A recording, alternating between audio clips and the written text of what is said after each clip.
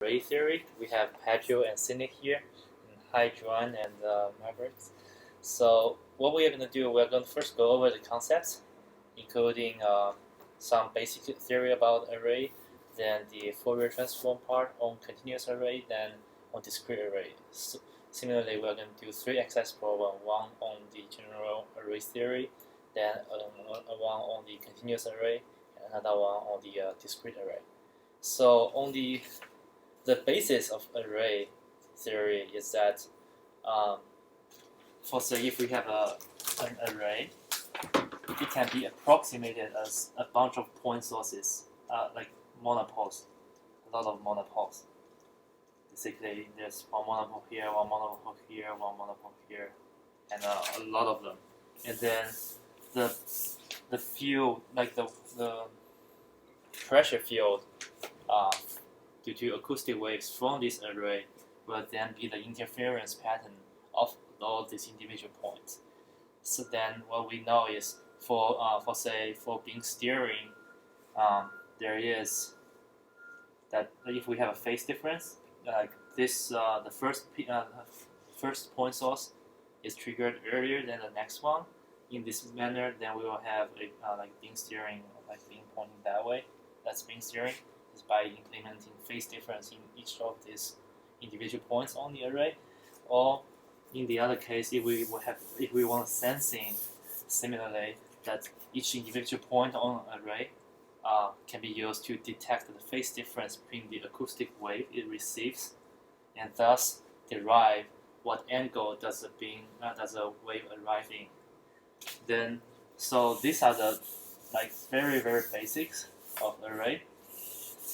Here are a few things to know. First of all, in terms of sensing, that if we look at the example he gives is like a very general case.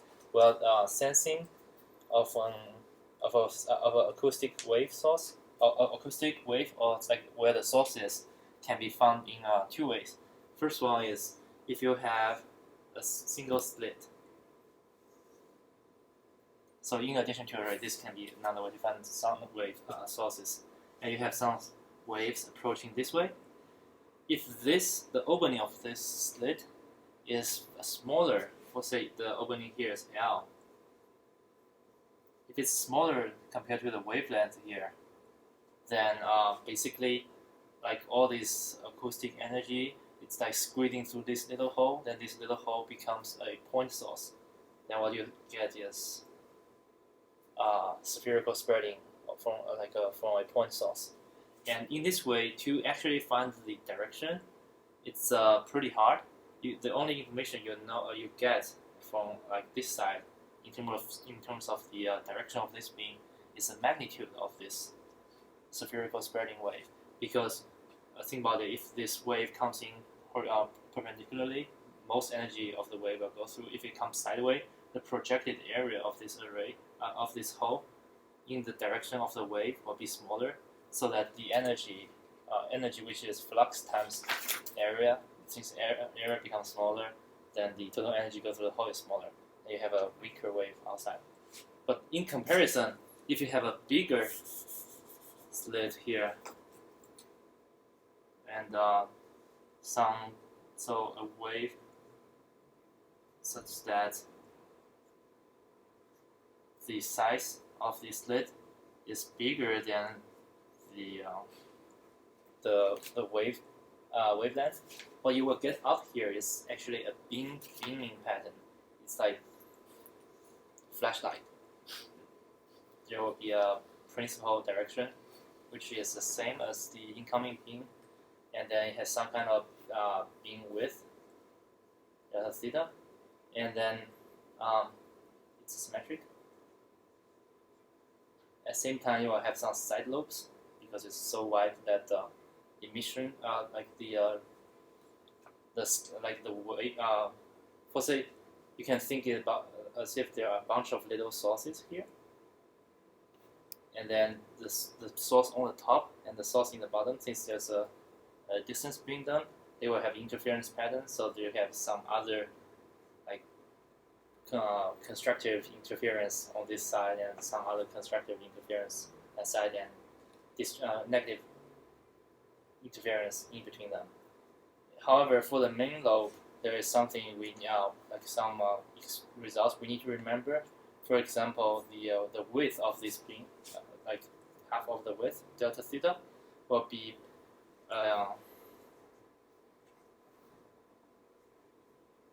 follows this relationship. First, think about units. We may want to use a different color because I'm not sure if it shows up very well there. Oh, okay. So blue then.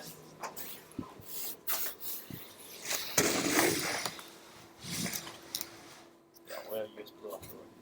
Basically, what it is saying is the longer the beam, the wavelength is, the larger spreading there are, but it has to be under this condition such that the opening here is much bigger than the wavelength, so it's actually beaming instead of spherical spreading.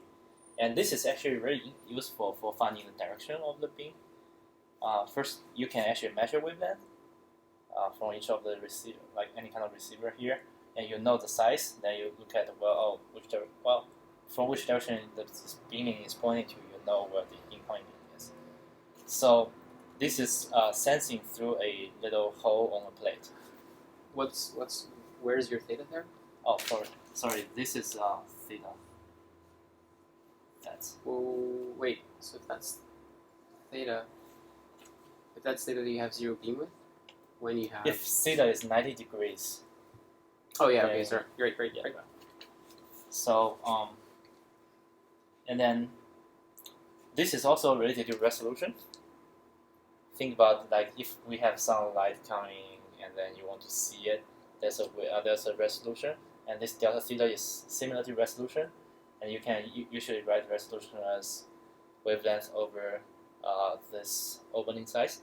In terms of our human eye, it will be the wavelength of light over the pupil diameter, and then so something like that. So sensing can be done in two ways: through an array or through this kind of opening on like a flat plate. And then we move into the interesting part of this array theory, which is the actual continuous array, discrete array, and then the Fourier transform, spin pattern, those stuff. Before we go there, we need to first understand that whenever there's an array, there is a near field, far field, like all sources do.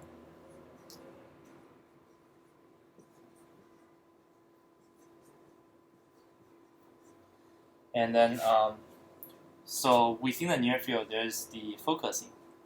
Basically, you can visualize it as like the sound wave generated from all the points, like the two extremes, the endpoints, will be focused here, and you will have a really, very strong interference there. That's the focusing, but that focusing is in the near field, and once it gets outside the once it gets to the far field, there, like, the beaming effect will be more significant. And at the same time, each of the point source here is emitting, they are all emitting like a point source. So overall, this whole thing will act like a point source where it has this spherical spreading of a point source. So based on this conceptual understanding, we know that if we are going to write the pressure field, if say theta and r, so look at the specific point r and the theta, we will have PR theta will be equal to a combination of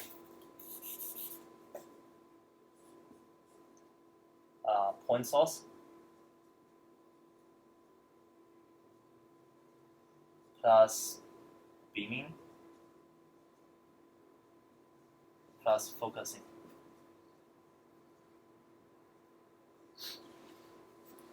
So, and then from the notes I just sent to everyone, you can we know that the point source decays as 1/r, and then the beaming is the beaming term which we will be focusing on. You can just write it down here.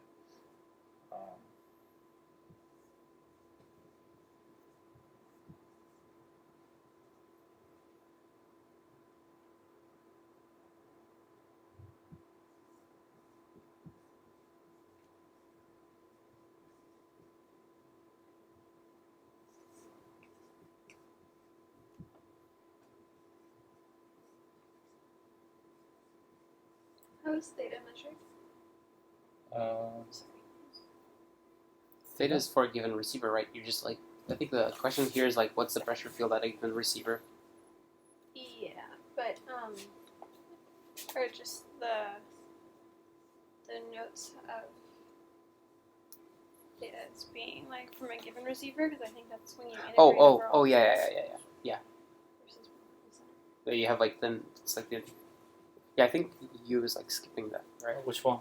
Just that theta right there. This theta? It's Yeah. theta to it's that theta. It's not. It's no longer that theta. It's a theta to like a. This is a theta for like referring to the center of array, like To if the we put array a- element, right? Yeah, to the array elements. So if we think we attach a polar coordinate system to this array, then it's like this is r direction and theta is clockwise.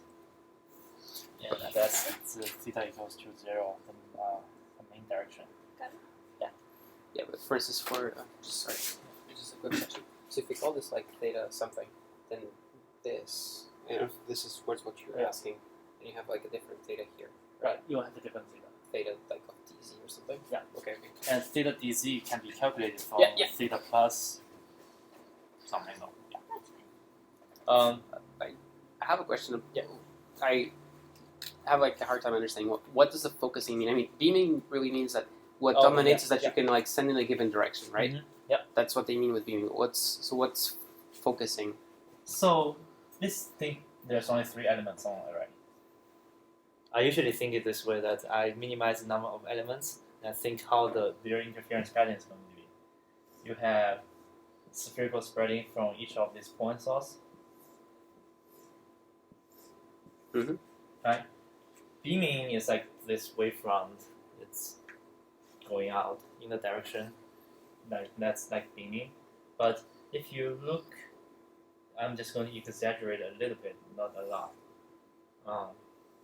Here, for say, you take 4 wavelengths to reach this point for this source.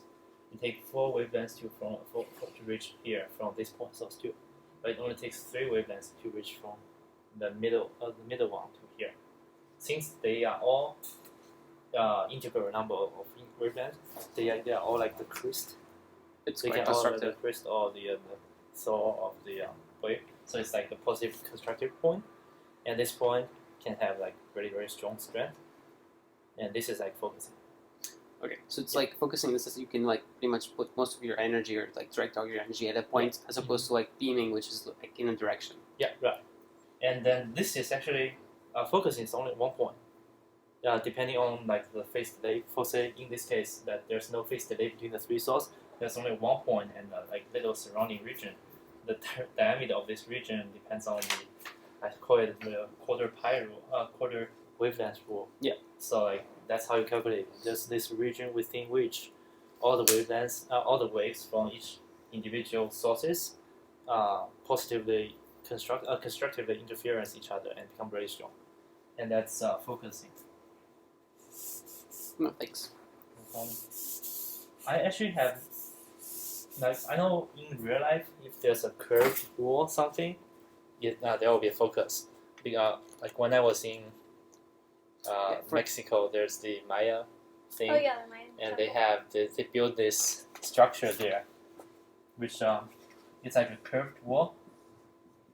Yeah, isn't that like So- when you have like a parabolic dish? Yeah, You it's a- pretty yeah. much if you have like an incident plane wave, it will focus on a single Yeah. point. Exactly. That's exactly what focus is. Yeah. So yeah, that's what happens there. Like if I stand here, someone like say something from far distance away, I will hear it because it's focused. All the energies are focused. Yeah, science museums will often have an experiment, which is you put two people at a very large distance from each other, and there's like your standard satellite dish, and you have them talk at LNB to do that. And I actually saw a blueprint of a satellite dish that's for telescope thing. The scope, although it's a metal dish, it does do focus those electromagnetic waves to the receiver that's in the middle of it. Then that's like a mirror, something that it can It's a reflector. It's a reflector, yes, and it basically transmits the signal down to measurement devices. So we know this term it's always there, and it's modified by these terms, like the beaming and the focusing. We can in array theory, we first focus on the beaming part, because we were interested in the far field effect, in the sense that the size of array compared to the distance, it's like the distance is a lot bigger than the size of array. I think there's actually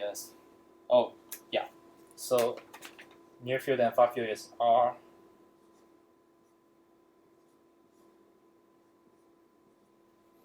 That's like a conclusion we can remember. And these are all from the famous quarter pi rule that if you want to see, you basically plug in the end point and the middle point and compare when if you put their wave in this equation, when do they become when the phase of their waves at a specific point is quarter pi phase difference. And then That's focusing, right? So within this distance, it's near field, and there will be a focus. But outside, focus effect is less important compared to beaming, and we're more interested in beaming. The reason beaming is become more significant once it gets outside is that it's like all the waves are confined in this direction, so the energy gets better transferred compared to everything is focused here then spread out. Although overall they are modified by the point source spherical sphere that the wave energy still decays at 1/r rate. Okay. Meanwhile, I'm erasing this part. Can we stop and upload that part? It's already at 17.